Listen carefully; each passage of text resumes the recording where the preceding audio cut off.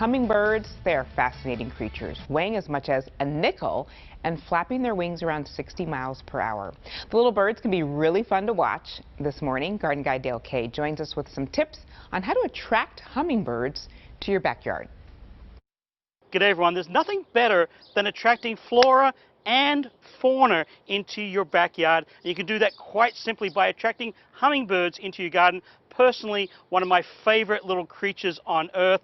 I absolutely love them. They're kind of that seasonal treat, a little bit like the ice cream truck or the state fair or any of those great summer fun things. Having hummingbirds into your garden, that does that for me in my garden. So how do you attract them into your garden? Well, of course you can do that with plants. There are lots of different types of varieties and species of plants that attract hummingbirds.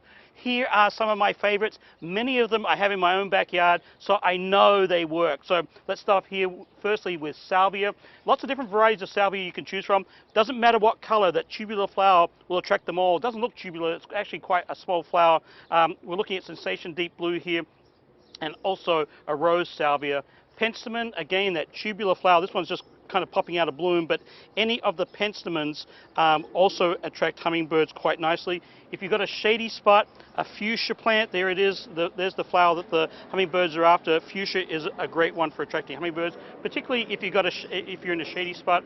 Also monarda right here, or bee balm, any of them, the reds, the purples, they're all good, as is lupin. I actually don't have this one in my garden at home, but I know it is a great hummingbird attracting plant. The rest of these I have for sure. This one here, cardinal flower. This is a really good one. Unfortunately, I don't have the bloom for you, but you can see there on the tag it's red. It's also a tubular type flower.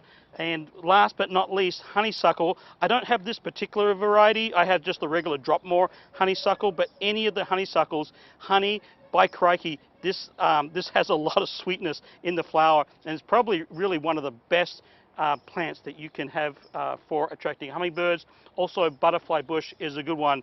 There is one that has that really quintessential red bloom, but it really doesn't have a lot of nectar in it. That's the mandevilla. So even though it looks like a stunner for hummingbirds, it really isn't that great. So just be aware of that one. I just wanted to show that. I don't want to be negative on that plant because it is a great tropical vine, but just not good at attracting hummingbirds. Then of course, you've got your feeders. You can make your home brew. You can buy some from your favorite local garden shop. All of it is good. I prefer glass feeders. They tend to be easy to clean. Everything is kind of sugary, I guess, with the nectars that go in here. So having a good cleaning kit is a must. That way ants and all those other creatures, bees, all that won't be quite as attracted to it as well. But using a feeder in coordination with the flora, you too will have hummingbirds in your backyard. Back to you.